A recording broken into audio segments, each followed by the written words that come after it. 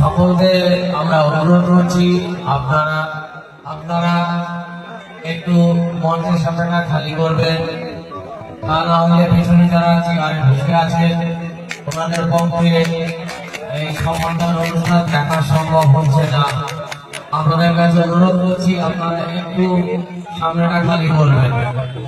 আমাদের বরণ পর্ব এখানেই শেষ।